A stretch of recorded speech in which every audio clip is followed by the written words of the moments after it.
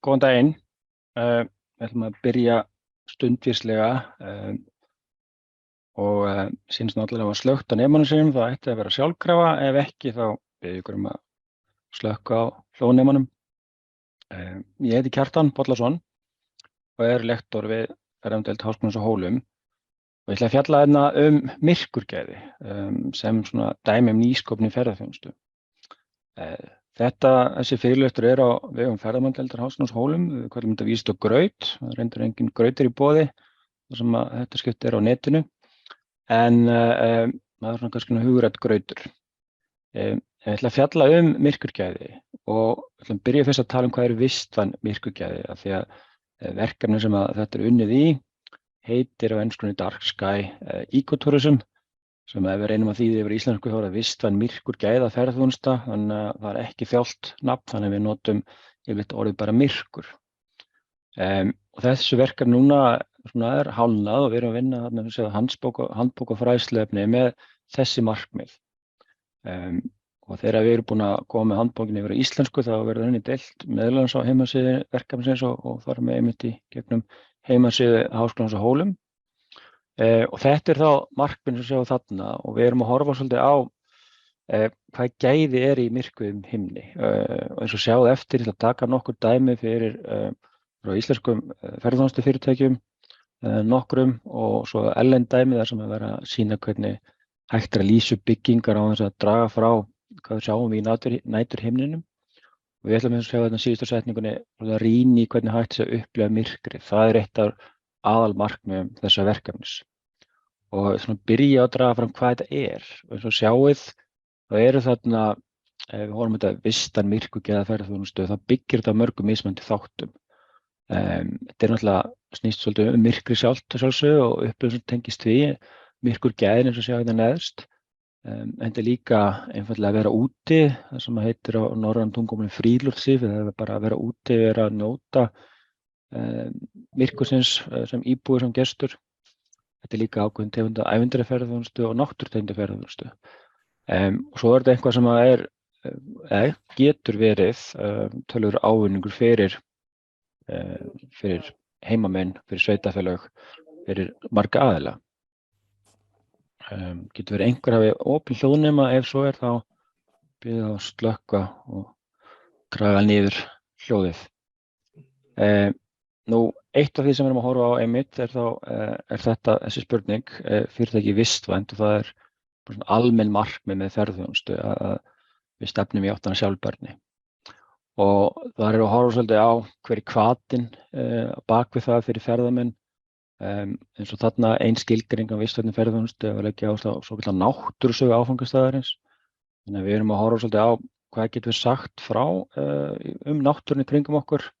Þannig getum við tengt svolítið því sem allir staðar hérna í vistkerfinu, við getum tengt og við hugmyndir einmitt náttúruvernd og ef við beitum frásagnartækni eins og við notum til dæmis í náttúrutúlkun þar sem við erum að nota öll skilningarvitin, lyktina sem fyrir bragðið, þá verður þetta oft minnisstæð upplifun og þá bæði eitthvað sem er mjög jákvætt fyrir ferðamanninn og við getum það líka nota það til fræðslu.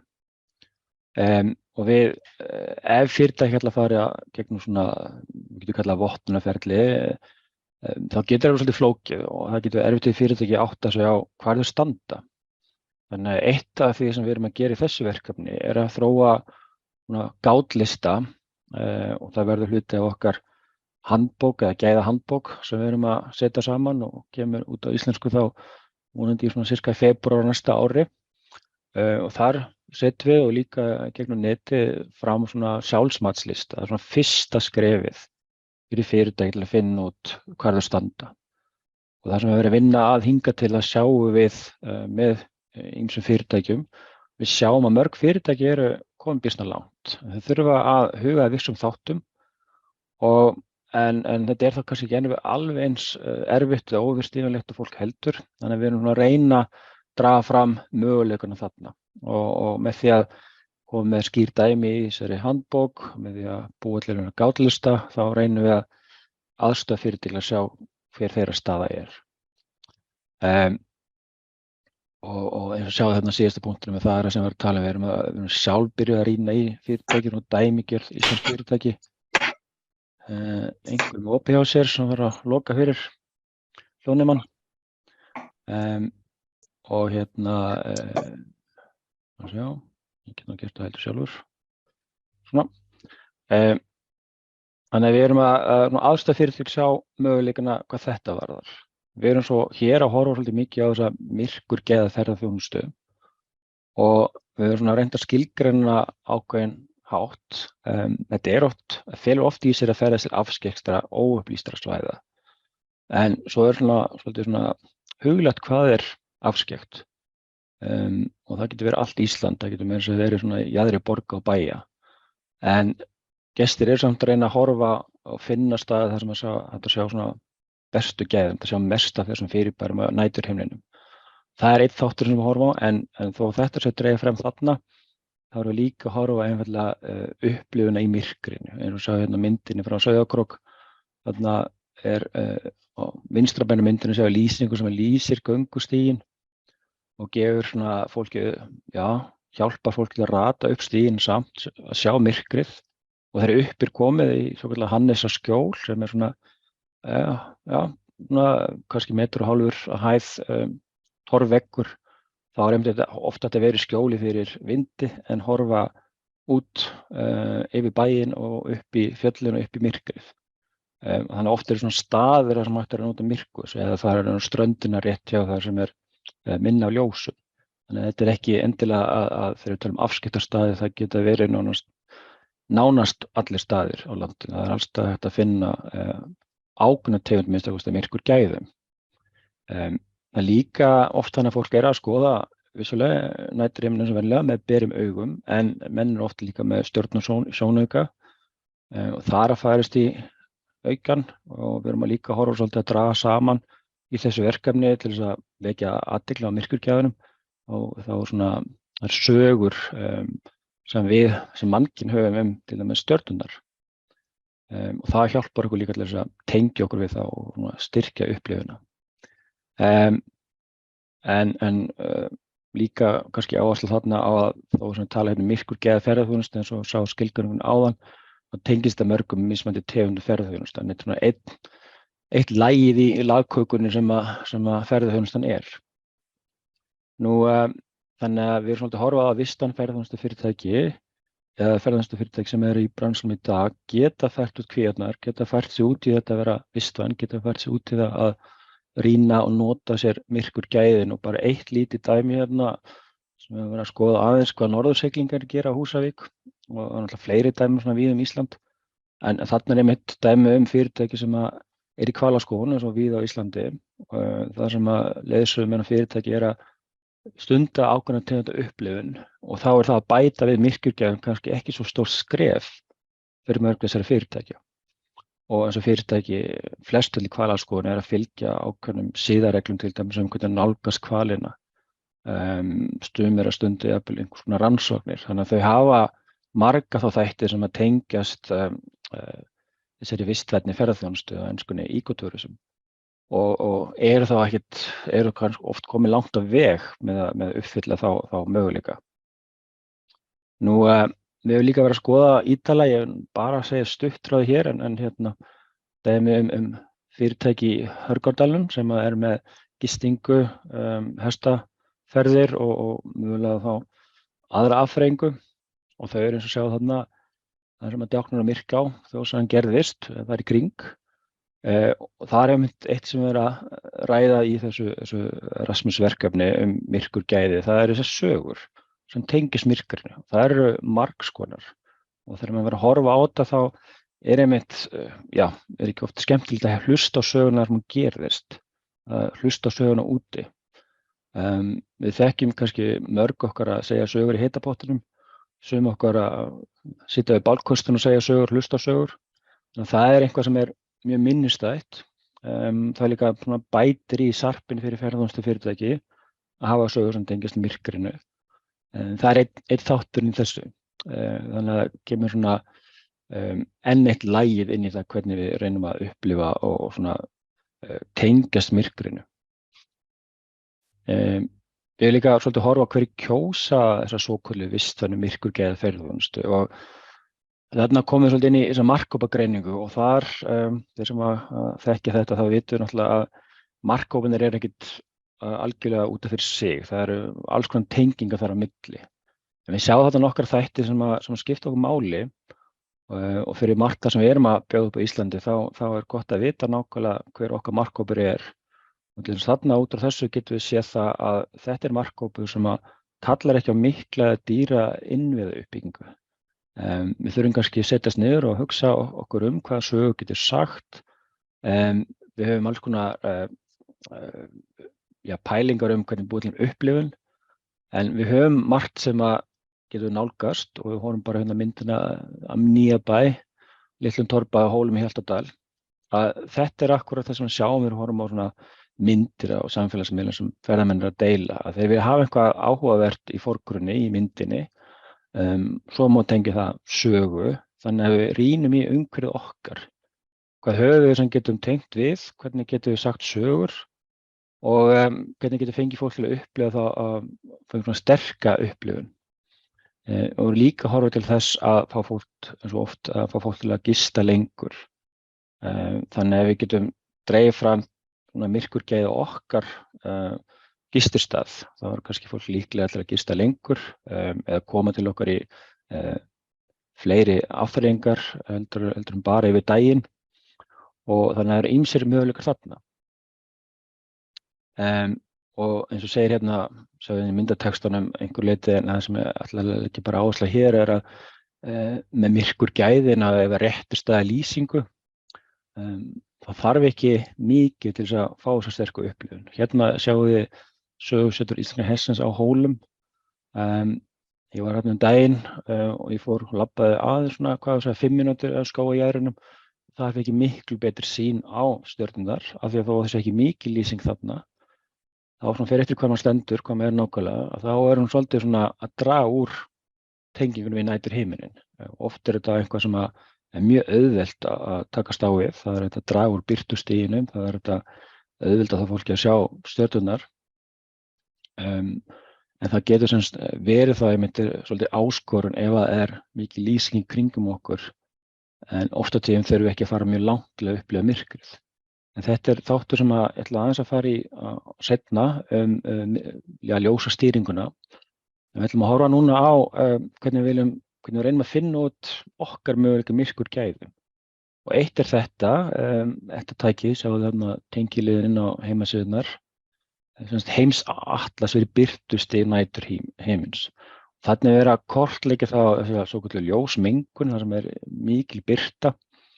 Það er verið að horfa á þetta út frá ýmsum ástæðum. Við náttúrulega í þessu verkefni erum að horfa á þetta bæði út frá, við viljum hafa myrkrið sem tækifæri í ferðaþjónustu, en við líka horfa á að birtustig getur verið mjög neikvænt fyrir vistkerfin. Það hefur mjög neikvæð áhrif á skordýr sem þá fæða annar dýra og fugla og fleira, þannig að þetta er svona gríðarlega getur haft gríðarlega neikvæð áhrif á dýraleg og vistkerfi. Sérstaklega sem myrkur yfir sumarið. Hér á Íslandi er náttúrulega bjart yfir allt sumarið, þannig að birtustigið hvað það varðar hefur kannski ekki alveg eins mikil áhrif á vistkerfið, en það er samt eitthvað sem við höfum kannski ekki rannsakað nægilega vel. En þetta kort byggir á samsett af gervihnattamyndum, birt árið 2016, þetta einstaka kort, en það er að fara inn á þennan tengilið og hann nota svona svokallaða Bortel-skala. Ég ætla að segja ykkur aðeins stutt frá honum á eftir. En ef við skoðum hérna, þetta var ég hlaðinn áðan af Íslandi, þá sjáum við náttúrulega sem við vitum fyrirfram hver er mesta birtan og hver er mesta ljósið. Og svo er þetta að fara inn á þessa vefsíðu og fara nær inn á viðkomandi svæði. Þannig að þetta er svona ákveðið tæki, alveg bara eins og við erum að skoða mikið skýi, við viljum vita hver getur séð norðurljós. Þetta er svona tæki til að kortleggja hvaða myrkurgæði hef ég hjá mér. Í mínu ferðaþjónustufyrirtæki, mínu sveitarfélagi, sumarbústað, hvar sem er. Og annað tæki sem við höfum er þá viðmið sem þetta byggist á, það er þessi Bortel-skali. Og hann hefur 9 þrep og þrep 9, það er það sem er mesta ljósmengun. Eins og sjáum þarna stendur hérna ensku inner city sky, heimurinn inn í miðbæjum. Ekki þetta, átti hann ekki bara sjálfkrafa stað. Og efsta stigið, mjög góð birta, þetta alls konar mælingar nota bæði með hvað auga nemur og svo önnur mælistig. Og þarna getum við notað þennan skala til að átta okkur að hvað við höfum í boði. Og þetta sem til þess að myrkursvæði gera á alþjóðavísu og það eitt sem við erum að skoða, ég ætla að sýna ykkur dæmi rétt og eftir, myrkurgarða eða myrkursvæði, það er mismunandi gerðir af þeim og þá geta kortlagt þetta og alveg eins og við notum oft í ferðaþjónustunni alls konar tengingar við stig sem mæla gæði norðurljósa, þá getum við notað þetta til að benda fólki á, við höfum þessa tegund af myrkurgæðum og fyrir ferðaþjónustufyrirtæki sem að þróa sína vöru, þá þetta líka eitthvað sem að nýtist vel til að kortleggja auðlindina sem myrkurgæðin eru. Nú, svo hefur líka þetta app sem eins og stendur minnst þú veist, því miður segi ég að því með Samsung síma, bara til fyrir iPhone. Og við erum að reyna að leita einhverju álíka góða appi fyrir Android. Það alltaf sjálfkrafa stað, afsakið það. En það mjög einfalt að nota. Það líka ein leið til þess að, fyrir fyrirtæki, fyrir sveitafélag, fyrir almenning, til að sjá hver myrkurgæðin eru. Þetta svona með einfalt skref til að sjá hvað get ég boðið upp á. Og eða hvaða aðstæða hjá mér sem ég myndi kannski vilja bæta. Og menn geta nota þetta þegar menn á ferðalagi í myrkrinu, heima hjá sér, kringum landið, við bæi og niður í fjöru og svo framvegis. Þar fer mann svona átta svolítið á því að oft töluvert mikil munur. Og það getur skipt náttúrulega máli hvar við erum stödd eins og við vitum. Því nær ströndina sem við erum því oft meiri rak í loftinu og þá kannski sýnin til stjarnanna ekki eins skýr. En þetta app gefur okkur þá svona einfald og skýra vísbendingu. En ég ætla að horfa svolítið núna í lokina sem fyrirlestri á dæmi sem við höfum verið að skoða í þessu verkefni. Og þetta frá Newport, litlum bæ Mayo sem sýsla á norðvestur Írlandi. Þannig að sjáu þið lengst til vinstri lýsingun á kirkju eins og hún í dag. Og ef þið berið þessar myndir saman þá sjáu munin sem verður þegar þetta lýsing komið í stað sem ætti að vera núna einmitt í þessum fasa í október 2022 hluta til og svo næsta ári. Þannig markmiðið að lýsa upp menningarverðmæti, lýsa upp ákveðin sérstöðu, lýsa upp fallegan arkitektúr eins og við gerum víða hér í Íslandi, en þó án þess að draga frá næturhimininn. Og kannski sérstaklega að leggja áherslu á næturhimininn sem sjáum þarna. Og ég hlakka til að sjá myndirnar, alvöru myndirnar, þetta eru tölvugerðar myndir, þetta er komið alveg í gegn, en og við skoðum næstu glæri þá sjáum við þar til dæmis glampan sem hérna frá ljósanum. Þetta er típiski ljóskastara sem við þekkjum víða hér á Íslandi. Maður verið notað til að lýsa byggingar, en svo hefur líka verið að breyta til hér á landi og lýsa byggingar á markvissari máta.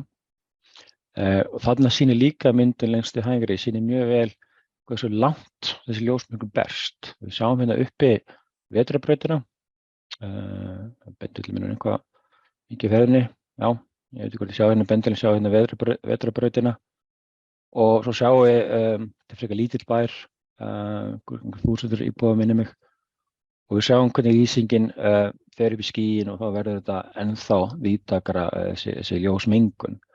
Og þarna erum við að skoða einmitt ekki bara þessa stöku byggingu heldur áhrif á ljósinu sem víðast og eina ástæðan er svo einmitt að þetta í Mayo-sýslunni á svæði sem manni hvort það inn í myrkursvæðagarðinum þeirra eða allan mjög nálægt.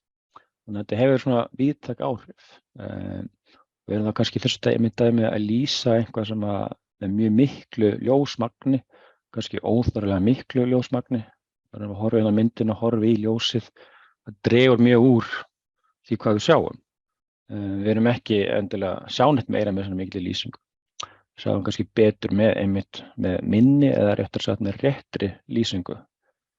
En þetta þá líka verkefni snýrað að varðveita menningarverðmæti að koma auga á þau. Og þú sjáu hérna myndin allir hægri, það er einhverjulega áherslu á þessi steindaglugga sem eftir mjög frægan írskan gluggasmið, ef má kalla það, sem gerði þessa steindaglugga.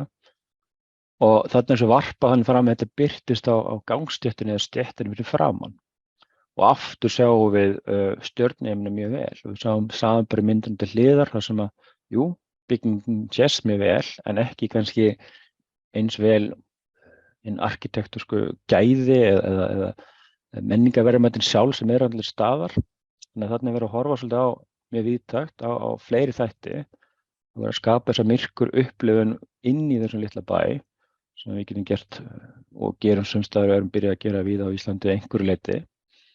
En við erum líka að fá svona fram menningarverðmæti, en þetta er svona meira en að segja það, þetta er stórt og þetta er dýrt verkefni, af því að þá kom ekki alveg nákvæmlega fram hérna, þá er sum lýsingin einmitt sett inn í steinveggina, hún er ofan á kirkjunni, þannig að þarna þurfa að vinna saman fólk sem er sérfræðingar í arkitektúr slíkra menningarverðmæta, þeir sem eru að halda utan þessi verndun þessara verðmæta og svo ljósahönnur líka.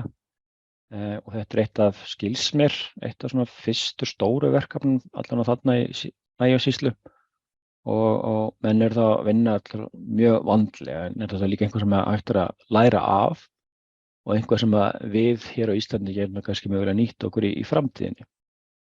En leið er líka víða, allavega Írland og víða í Evrópu, þá menn með þetta huga til að spara orku, til að spara rafmagn. Það kostar bæði mun meira núna heldur en áður og er þá kannski mögulega fjárhagslegur baggi sveitarfélögum, það sem er kannski ekki alveg eins, við sem betur ekki alveg sömu aðstæður hér í Íslandi, við höfum miklu betra aðgengi rafmagni.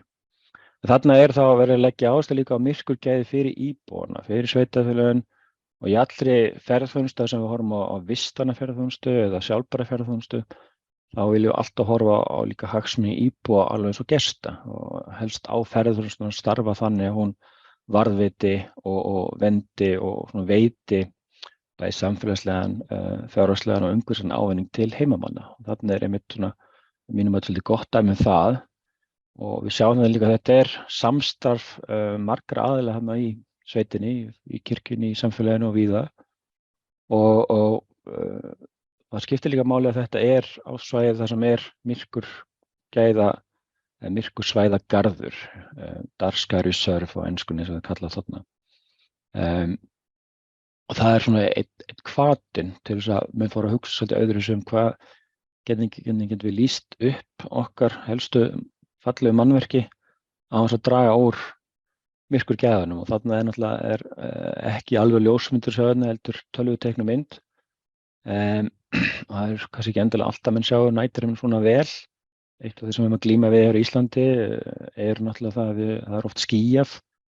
Þannig að við erum að horfa á kannski ekki alltaf með bestu aðstæður, þar sem erum við líka að horfa einmitt á myrkri sem tækifæri til að segja sögur, myrkri tækifæri til þess að hlusta betur, til þess að horfa á hlutina ef má orða þannig, öðruvísi þar sem sjá minna og erum kannski líka að rýna í alla möguleikana í myrkrinu. Þó þetta sé kannski kjöraðstæður, þá alveg eins og maður fari í norðurljósaferðir, hvalaskoðunarferðir og slíkt, það fáum ekki alltaf bestu aðstæður. Þannig að við þurfum svolítið að hafa eitthvað í sarpinu sem við getum nýtt okkur. Nú, þetta er líka eitthvað sem eins og tala um kostar pening, þannig að þarna margir aðilar sem vinna saman. Og sjá þarna listað upp sveitarfélagið, sýslan sjálf, menningar, stofnanir á svæðinu og líka á landsvísu. Þannig að þetta er svolítið stórt viðamikið verkefni en það þarf að vanda til verka. Og þar er þá líka einmitt tækifæri fyrir sveitarfélög, fyrir ljósahönnun, fyrir arkitekta að horfa svolítið á þetta og draga fram myrkurgæðin. En ef við horfum svona, verðum að ljúka þessu og sjá til dæmis þennan samanburð, þetta er úr skýrslu sem tengir þess að fjallar þetta Meðalskirkjuna og aðra aðra lýsingu þarna í Mæjó og þarna segir maður einmitt fyrir og eftir. Þá einmitt spyr maður sig, vitið hvað er að missa af? Við erum kannski svo langt sem við séð næturhöfn almennilega úr þar sem við búum, flest okkar búum í borgum og bæjum, að við kannski vitum ekki hvað er að missa af. Og eða sum okkar hafa náttúrulega mjög, og mörg okkar hafa mjög gott aðgengi að fara þar sem er gott myrkur. En þá má velta fyrir sér, getum við slökkt útiljósunum, getum við stýrt lýsingunum þannig að það sé ekki sjá myndin hægri, sjá glampan af lýsingunum sem að best út allt og kannski óþarflega mikið, hún er ekkert endilega lýsa bara það sem þurfum að lýsa. Og það er eitthvað sem í þessu verkefni við erum mjög áhugasöm og kannski verður það veruleika að fá hverju vegi fá bæi til þess að kannski slökkva ljósrin á einhverju vissum tíma allir að einfaldlega sjá möguleikana, sjá munina því að við erum kannski búin að gleyma því og við vitum ekki hvaða möguleikur er í boði. En alltaf þurfum náttúrulega að hafa í huga líka við þurfum lýsingu fyrir vegna öryggismála, við þurfum lýsingu til að komast á milli staða akandi, við þurfum vinnulýsingu og svo framvegis, en það er oft hægt að stýra henni og draga úr birtustigi en samt uppfylla alla öryggisstaðla.